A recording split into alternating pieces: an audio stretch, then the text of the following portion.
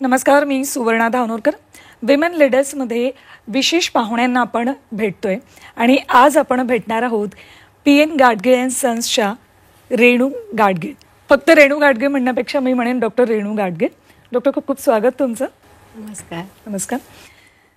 आपण डॉक्टर रेणू गाडगे यांची ओळख करून घेणार आहोत त्यांच्यासोबत गप्पा मारता मारताच.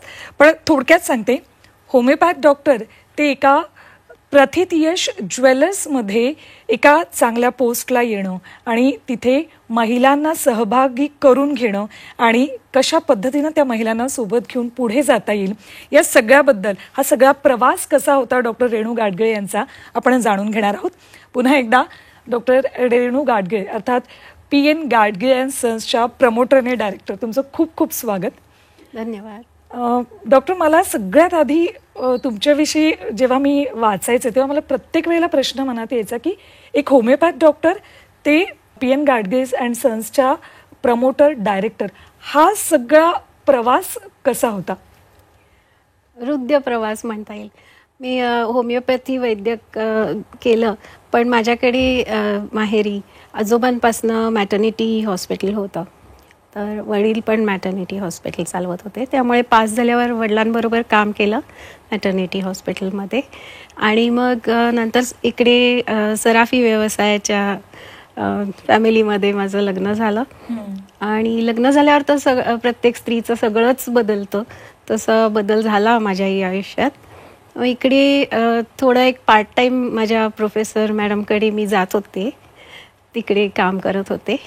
आणि दुकान आणि घर आमचं अगदी जवळ असल्यामुळे घरात राहूनही दुकानचं कारागिरी येणं, व्यापारी येणं, त्यांच्याशी इंटरॅक्शन, त्यांच्याबरोबर काय हे व्यवहार, ते सगळं असं करत होते पडद्यामागे, म्हणजे तसं सामील होतेच त्या व्यवसायात असं म्हणता येईल. पण हो, बदल खूप झाला, पण सगळा आनंददायी आणि हृदय प्रवास होता. हा प्रवास अजूनही सुरूच आहे. पण मधल्या काळामध्ये ज्या वेळेला तुम्ही या सगळ्यामध्ये इन्व्हॉल्व्ह व्हायचा निर्णय घेतला की आता ज्वेलरी डिझायनिंग असू देत किंवा दुकानामध्ये जाणं असू देत, त्यावेळेला काही मानसिक तयारी करावी लागली होती एक स्त्री म्हणून? मानसिक तयारी असं नाही म्हणता येणार, कारण की एक दागिना म्हणजे एक जिव्हाळ्याचा विषय असतो प्रत्येक स्त्रीचा, तसा माझाही होता. दागिने वेगवेगळे घालायला आवडायचे. आपणही नक्षी असं काहीतरी करून बघूया वगैरे असं यायचं मनात. पण आपले कारागीर इतके त्याच्यात पारंगत असतात, त्यांना आणि नक्की माहिती असतं या डिझाईनचा दागिना बनणार का नाही, तो बनला तर कसा दिसेल, त्याला कशा प्रकारचं फिनिशिंग द्यायचं, हे सगळं कुठे माहिती नसतं आपल्याला. पण असं वाटायचं की ह्या डिझाईनचं करून बघूया, असं हौस म्हणून केलं सुरुवातीला थोडे दिवस. पण तुम्ही ज्या डिझाईन करायचा ते मग कारागिरांपर्यंत घेऊन गेलं की जसं तुम्ही म्हणालात की कारागिरांना सगळं व्यवस्थित समजतं की कुठली डिझाईन चांगली दिसेल. आपण जर या सगळ्या ज्वेलरी संदर्भातला भारतातला काय किंवा जगातला काय अभ्यास करायचा म्हटलं तर पुरुषांचा बोलबाला आहे यामध्ये. जरी दागिना हा स्त्रीचा असला तरी डिझायनिंगमध्ये पुरुषांचा बोलबाला आहे. त्यामुळे या सगळ्यामध्ये येताना तुम्हाला काही बदल जाणवला? असं आता पहिल्यापासून पुरुष मंडळी सगळी घराबाहेर पडून कामं करत होती, महिलांचा कुठेही सहभाग नव्हताच. दागिने सुद्धा घडवायचे तर पुरुषच घडवत होते. आणि ह्याच्याही आधी तर दगडांचे बीड्स करणं वगैरे सगळ्या अशा कठीण कठीण गोष्टी पुरुषच करत असतील, पण त्यानंतर वापरणार स्त्रियाच. तर असा विचार नक्कीच आला की हे सगळं लेडीज, महिलांचं, स्त्रियांचं प्रामुख्याने त्याच त्याच्या कस्टमर्स आहेत. तर तिकडे पुरुषांपेक्षा स्त्रियांनी जास्त डिझायनिंग क्षेत्रात यायला पाहिजे असं वाटायचं. तसं वाटायचं, पण मग तुम्ही स्वतः प्रयत्न सुद्धा केला. तुम्ही म्हणालात की थोडा थोडा केला होत्या. आता हेच मी माझं डिझाईन देऊन करून घेतलंय. समजा हे घड्याळाचा पट्टा, तर मग ते त्यांच्याकडनं व्यवस्थित त्यांना मार्गदर्शन करून कारागिरांनी घडवला पण माझ्या मनासारखा. असं म्हणजे त्यात त्यांच्याकडनं पण काही तुम्हाला आयडियाज येत असतील की आपण याच्यात हा बदल करू शकतो, तो बदल करू शकतो, असं कधी होत असेल ना? हो, होतं ना. ते डिझाईन आपल्याला वाटलं हे आवडलं तरी त्याचं बनू शकेल की नाही त्याचं त्यांच्याकडे ज्ञान उपजतच असतं. बरं, तुमच्याकडे यायचं म्हटलं की जितके पारंपरिक दागिने असतात तितकंच त्याचा आधुनिकतेशी सुद्धा मेळ घातलेला असतो. हा मेळ घालताना स्त्री म्हणून तुमचा कसा फायदा झाला तुमच्या दुकानामध्ये किंवा तुमच्या व्यवसायामध्ये? हो, पारंपरिक दागिने तर सगळ्यांना आवडतातच आणि लग्न समारंभ किंवा असं काही महत्त्वाचे हे असले की शक्यतो पारंपरिक दागिने निवडण्याकडेच कल असतो. मग त्याच्यातही वैविध्य आपण कसं आणता येईल हे बघितलं गेलं. आता एक असं म्हणजे की आम्हाला काही ऐतिहासिक सिनेमांसाठी दागिने करायची जेव्हा वेळ आली तेव्हा ते अगदी पूर्ण पारंपरिक त्या काळचे मोठे मोठे किंवा छान त्याला जडाव काम केलेलं असं सगळं त्या ह्याच्यात सुद्धा नाविन्य आणायचा प्रयत्न केला. आणि एक मधल्या काळात जी नथ जरा थोडीशी मागे पडली होती एक दागिना म्हणून ती पुन्हा म्हणजे अगदी लहान लहान वयाच्या मुली, कॉलेज गोईंग गर्ल्स त्यांनाही आवडायला लागली. पडद्यावर जेव्हा ते आपल्या चहेती कलाकाराला बघतात ते सगळे दागिने घातलेले, तर त्याचा असा फायदा झाला नक्की. हा सगळा फायदा होत असताना ह्युमन रिसोर्सेस सुद्धा तितकंच महत्त्वाचं आहे. मानवी मूल्य जपणं ही काळाची गरज आहे. मग हे सगळं तुम्हाला तुमच्या व्यवसायामध्ये कसं जपता आलं किंवा कसं तुम्ही यामध्ये प्रयत्न करत गेलात आणि पुढे पुढे जात होतात? मानवी मूल्यासाठी सगळे आपले सहकारी, कारागीर, स्टाफ आमचा सगळा जो प्रत्यक्ष काउंटरवर राहून उभं राहून काम करतात त्या सगळ्यांना सांभाळून त्यांचं सगळ्या दृष्टीने त्यांचं काय आपण सुविधा त्यांच्यासाठी बघून करत राहिलो दुकानांमध्ये तसे बदल. आणि तसं आणि त्यातल्या त्यात लेडीजसाठी मग मी जास्त त्या ह्यानी काम करायला लागले. मला तेच जाणून घ्यायचं होतं की महिला ज्या वेळेला आपल्यासोबत काम करायला येतात त्यावेळेला त्यांच्यासाठी काही वेगळी मेहनत घ्यावी लागते का किंवा काही वेगळा अभ्यास करून आपल्याला पुढे जावं लागतं का? वेगळा अभ्यास असं नाही, पण एक महिला जेव्हा आता दुकानात येते तर आमचा कामाचा वेळही बराच असतो आणि जे महत्त्वाचे दिवस असतात घरात पाहिजे महिला ती सणांचे त्यावेळीच नेमकं आमच्याकडे जास्त काम असतं, उशिरा घरी जायला होतं. मग ते सण आपण दुकानातच कसे साजरे करता येतील, त्यांना त्याच्यातच कसा आनंद मिळवून देता येईल असं बघितलं.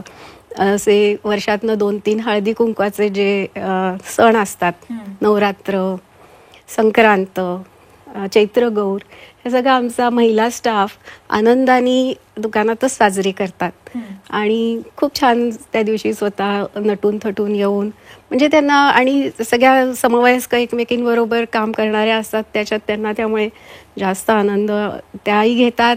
सगळ्या आमच्या महिला कस्टमर्सना कॉल करून बोलवलं जातं आणि आवर्जून येतात सुद्धा त्याच्यासाठी महिला आणि छान आनंदाचा दिवस असतो तो. बरं, आत्ता महिलांविषयीच आपण बोलतोय तर तुमच्या चिंचवड आणि मला वाटतं नाशिकमध्ये सुद्धा HR हेड महिला आहेत आणि मॅनेजर महिला आहेत आणि संपूर्ण डिपार्टमेंट सुद्धा महिलांचंच आहे असं म्हणता येईल. तर हे सगळं आव्हानात्मक वाटतं? सर्वाधिक महिला काम करतात एका ठिकाणी त्यावेळेला? आव्हान त्या महिलांचं असतं, त्यांची कार्यक्षमता बघूनच त्यांना ती पोस्ट दिलेली असते आणि मला खूप आनंदाने म्हणजे खूप गर्वाने सांगता येईल की आमच्याकडे असा भेदभाव केला जातच नाही की ही महिला आहे हे आहे म्हणून. तर त्यांच्या कार्यक्षमतेवर त्यांचं काम करण्याची धडाडी ह्याच्यावरच आम्ही ती पोस्ट दिलेली असते. तर मोठी दुकानं जी आमची आहेत 2-3 तिथे विशेष करून महिला मॅनेजर्स आहेत. स्टाफही बराचसा महिला असतातच आपल्या, पण मोठ्या मोठ्या पोस्टवर जसं HR हेड पण आमच्या एक महिला आहे, फायनान्सचं काम महिला सांभाळत आहेत, लिगल डिपार्टमेंटमध्ये महिला आहेत, सगळ्या बऱ्याचशा वरच्या पोस्टवर महिला कार्य करतात आणि खूप उत्तम प्रकारे कार्य करतात. HR डिपार्टमेंटचं काम सुद्धा तुम्ही जवळून पाहिलेलं आहे. मग त्यावेळेला महिलांशी म्हणण्यापेक्षा सगळ्याच कर्मचाऱ्यांशी चांगला संबंध येतो. त्यावेळेला काय वेगळं वाटायचं, काय वेगळे पण जाणवायचं महिलांच्या कामाच्या बाबतीत? हेच की त्यांना पूर्ण वेळ आपल्याकडे असतात, जरा उभं राहून काम असतो काउंटरवर. तर मग काही कठीण काळामध्ये त्याच काउंटरवरच्या एकमेकींना सांभाळून घेत असतात. त्यांचं कोणाला काही त्रास असेल तर मग जरा वेळ तू बस, थोडं विश्रांती घे, असं एकमेकींना सांगून ते करत असतात. बरं, HR डिपार्टमेंटविषयी बोलतोय म्हणून म्हटलं की ज्या वेळेला काम संपतं आणि कर्मचारी बाहेर पडत असतात त्यावेळेला कुठलीही फ्रिस्किंग होत नाही. हा विश्वास कसा तयार करता आला? ही 1-2 दिवसात होणारी गोष्ट नक्कीच नाहीये. नाही, अगदी पहिल्यापासूनच पूर्ण विश्वासार्हता, म्हणजे जी आम्ही ग्राहकांना आमचं म्हणून सांगत असतो की पारदर्शकता, विश्वासार्हता, ती आम्ही आमच्यात सुद्धा बाळगलेली आहे. आणि त्याप्रमाणे तसंच सगळे साथ पण देतात, त्या विश्वासाला पात्र ठरतात सगळे. बरं, असा एक काळ आपण सगळ्यांनी बघितला आहे गेल्या 2-3 वर्षापूर्वी की ज्या वेळेला सगळ्यांसाठी असं वाटायचं की हे आव्हान आहे आणि हे अजून किती दिवस आपल्याला पेलायचं माहीत नाही, कोविड काळ. त्यावेळेला सगळं कसं पेलवलं? हो, तो एक खूपच कठीण काळ होता सगळ्यांसाठीच. पण आम्ही त्यावेळी आपले ते सोशल मीडियाचे ग्रुप्स, जे काही गट असे करतो आपण, त्याच्यात एकमेकांशी संपर्कात राहत होतो. त्यांच्यातसुद्धा म्हणजे सगळे आमचे स्टाफसुद्धा एकमेकांशी व्यवस्थित संपर्कात होते. त्यांना एकमेकांना आम्ही धीर देत होतो. काही कुटुंबामध्ये झालं म्हणजे कोरोनाची लागण, काही असं हे, त्याच्यात पण मदतीलाही सगळे एकमेकांबरोबर म्हणजे एकमेकांना मदतही करत होते. आणि मुख्य आम्ही सगळ्यांचे पगार पण व्यवस्थित वेळच्या वेळी दिले, त्याच्यातही काही कमी केलं नाही. तर ते पण म्हणजे जाणीव त्या सगळ्या स्टाफनी पण खूप ठेवली त्याची. त्यामुळे नातं आणखी घट्ट झालं सगळ्यांचं. अगदी जरूर असं म्हणता येईल. बरं, कोविड काळ तुम्ही पाहिलाय त्यामुळे, आणि तुम्ही डॉक्टर होतात त्यामुळे स्वाभाविक आहे तुम्ही त्या काळाकडे बघण्याचा दृष्टिकोन तुमचा आणखी थोडा वेगळा असेल. आत्ता ज्या वेळेला कर्मचारी आजारी असतात किंवा महिला कर्मचाऱ्यांची काही दुखणी खुपणी असतात त्यावेळेला त्या एक डॉक्टर म्हणून सुद्धा तुमच्याकडे येतात? हो, अगदी. म्हणजे डॉक्टर म्हणून त्यांनी कोणा एक्सपर्ट डॉक्टर्सचा वगैरे सल्ला घेतला असला तरी एकदा येऊन त्यांना असं वाटतं दाखवावं, हे बरोबर आहे ना काकू, म्हणतात सगळे मला, किंवा ताई, वहिनी, तर हे बरोबर आहे ना काकू, हे असं दिलंय, हे असं ट्रीटमेंट चालू आहे, असं सांगावं असं त्यांना वाटतं. छान वाटतं मला ते, म्हणजे त्या विश्वासाने ते येतात. बरं, ज्या वेळेला तुम्ही होमिओपॅथ शिकत होतात आणि त्यानंतर तुम्ही घरच्या मॅटर्निटी होममध्ये सुद्धा काम केलेले, तो सगळा अनुभव आत्ता या सगळ्या व्यवसायामध्ये कुठेतरी कामात येतो? हो, एक स्वयंशिस्त जी असते, जी ते काम करताना तसंच कुठेही आपण म्हणजे घराबाहेर पडून एक काम करण्याचं जी डिसिप्लिन म्हणतो ती मांडली जातेच. होमिओपॅथमध्ये आपण एकतर मूळ कारण शोधत असतो आजाराचं, तसेच इथे व्यवसायात सुद्धा कधी कुठली अडचण आली तर तोच स्वभाव इथे सुद्धा तुम्हाला वापरता येतो? हो, अर्थात. म्हणजे आता कोविडच्या वेळीच जसं धीर देणं डॉक्टरचं एक काम असतं, तसं त्या कोविडच्या काळात आपण एकमेकांना धीर देत होतो, स्टाफला धीर देत होतो, तसं उपयोग होतोच म्हणजे त्या ह्याचा. बरं, यापेक्षा थोडासा वेगळा प्रश्न, गाडगे सरांना वेगवेगळं काहीतरी कलेक्शन स्वतःजवळ असावं, युनिक काहीतरी आपल्या जवळ असावं असं नेहमी वाटतं, तर त्या सगळ्याला कसं सपोर्ट करता तुम्ही? हां, तर त्याचं आता तर एक मोठं म्युझियमच आम्ही स्थापन केलं आहे. झपूर्झा, बहुतेक सगळ्यांना आता माहीत झालं आहे, Zapurza centre for art and culture. त्यामुळे त्यांचं आता ते पॅशन, आवड ही मूर्त स्वरूपात आलेली आहे, तर त्याला पण असतो माझा सपोर्ट. म्हणजे व्यवसाय करत असताना ही आवड जपणं सुद्धा तितकंच गरजेचं आहे. तुमची स्वतःची अशी कुठली वेगळी आवड आहे या व्यवसायात असताना सुद्धा? हो, मी गाणं शिकते आणि एम्ब्रॉयडरी, हँड एम्ब्रॉयडरी करायला शिकते. त्याच्यात थोडा वेळ काढायला लागतो वेगळा, पण एक स्वतःसाठी वेगळं म्हणून. गाण्याचा रियाज सुरू असतो? हो, आठवड्यातनं 2दा जाते क्लासला. एखादं गाणं आज आमच्या सगळ्यांसाठी? नाही, असं माझी काही प्रॅक्टिस नाही. तुम्ही म्हणाल की एम्ब्रॉयडरीची सुद्धा तुम्हाला आवड आहे? त्याच्या आनंदासाठी. एम्ब्रॉयडरी आणि ज्वेलरी डिझाईन दोन्हीमध्ये डिझाईन हे खूप महत्त्वाचं आहे. तर त्याची सुद्धा सांगड घालता येते. पुढे मागे असं काही विचार आहे की एम्ब्रॉयडरीतलं डिझाईन आणि ज्वेलरी डिझाईन या सगळ्याचं काहीतरी मिक्सर आणि वेगळं काहीतरी पुढे आणायचं? असं आपण वेगळं काही नाही, पण साधारण मोटिव्स आपण जे म्हणू, डिझाईनचे प्रकार, ते तर आपल्या देशात इतकं वैविध्य आहे, इतकं वेगवेगळ्या स्टेट्समध्ये वेगवेगळं आहे, वेगवेगळ्या ट्रायबल ज्वेलरीमध्ये वेगवेगळ्या ट्राईब्सकडे वेगवेगळे डिझाईन्स आहेत आणि तेच एम्ब्रॉयडरीत उतरतात, तेच दागिन्यांमध्ये पण उतरतात. बरं, आणखी एक महत्त्वाचा प्रश्न की प्रत्येक यशस्वी पुरुषामागे एक स्त्री असते असं आपण म्हणतो, मग तसंच आपण प्रत्येक यशस्वी स्त्री मागे पुरुष असतो असं म्हणू शकतो आज इतका प्रवास झाल्यानंतर? जरूर म्हणू शकतो. म्हणजे अजितनी प्रोत्साहन दिल्यामुळे आणखीन मी पूर्ण ह्याच्यात कार्य करते आहे.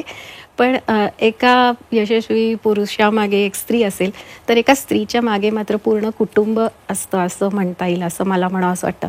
पूर्ण कुटुंबाचीच जेव्हा प्रोत्साहन असतं, पूर्ण कुटुंबातल्या प्रत्येक सदस्य जेव्हा तुम्हाला प्रोत्साहन देतो, तेव्हाच तुम्ही घराबाहेर पडून काम करू शकता, कुठल्याही स्त्रीला. मग म्हणजे आमच्या सगळ्या स्टाफसाठी पण मी हे म्हणेन. बरं, आजची महिला थोडी वेगळी आहे. तिला सगळ्याच पातळ्यांवर काम करायचं असतं, सगळीकडे तिला सुपर वुमन व्हायचं असतं. आणि दुसरी एक महिला आहे ती घरात राहणारी. या दोघींना आज काय सल्ला द्यावासा वाटतो? जसं तुम्ही सुरुवातीला पडद्यामागे राहून काम केलं व्यवसायामध्ये, तर तशीच पडद्यामागे असणारी महिला आणि सुपर वुमन बनू पाहणारी महिला, या दोघींना काय सल्ला द्याल? पडद्यामागे राहणारी महिला म्हणजे गृहिणी समजा आपण म्हटलं, की त्यांनी आपल्या स्वतःला बिलकुल कमी लेखू नये. त्यांचंच काम बघितलं तर सकाळपासून रात्रीपर्यंत इतक्या प्रकारची कामं करत असतात. मल्टीटास्किंग, आजकाल मल्टीटास्किंगचा बोलबाला सगळे, पण ह्या आपल्या गृहिणी मल्टीटास्किंग किती पूर्वापार करत आल्यात, आपल्या आज्या काय त्याच्या आधीच्या काळापासून सगळ्या स्त्रिया. तर त्यांनी बिलकुल आपलं काम काही कमी आहे असं मानू नये. आणि ज्या सुपर वुमन होत आहेत त्या त्यांच्या कपॅसिटीनी, कॅपॅबिलिटीनी किती विविध क्षेत्रात आजकाल, म्हणजे कुठल्याही क्षेत्रात स्त्री मागे नाही आहे. तर तेही खूप छान वाटतं की वाटतंच आपल्याला गर्वानी, म्हणजे एक महिला आज पायलट होतीये, फायटर पायलट होतीये असं. बरं, तुमच्या आयुष्यात आजवर इतक्या महिला येऊन गेल्या, त्यात अशी कुठली महिला की जी तुम्हाला अजूनही प्रेरणा देत असते नेहमी? असं बघितलं तर आपल्या घरातल्याच सगळ्या, आता माझ्या सासूबाई पण, म्हणजे त्याही त्या काळी तर दुकानाचं काम म्हणजे घरात राहून त्यांनी केलं. दुकानात सणावारी तर काय आपल्या स्टाफसाठी काही खायला करून घेऊन जाणं असं सुद्धा त्यांनी केलेलं आहे. म्हणजे त्यामुळे सगळ्या, आता माझी आई, आजी, सासूबाई, नणंद, या सगळ्या आपल्या अगदी जवळच्या ज्या ज्येष्ठ आपल्यापेक्षा आहेत त्यांच्याकडे बघूनच आपण शिकत असतो आणि त्यांच्याकडनं प्रेरणा घेऊनच पुढे जात असतो. ह्या सगळ्याच खूप अतिशय क्षमतेने त्यांनी आपापली कामं केलेली आहेत. थोडक्यात आपल्या सोबत आणि आपल्या आसपास असणारी प्रत्येक महिला ही आपल्यासाठी प्रेरणादायी असते. अगदी. तेव्हा डॉक्टर रेणू गाडगे ते एका प्रथित यश PN गाडगे अँड सन्सच्या प्रमोटर आणि डायरेक्टर. हा प्रवास तसा सोपा नव्हता, जरी आज मागे बघताना तो सोपा वाटत असेल तरी सुद्धा अशाच प्रेरणादायी महिला आपल्या आसपास नेहमी असतात आणि त्यांच्याकडून आपण प्रेरणा घ्यायची आणि पुढे जायचं. हाच एक संदेश आजच्या या विमेन लीडर्समध्ये मिळतोय. इथे थांबूयात. नमस्कार.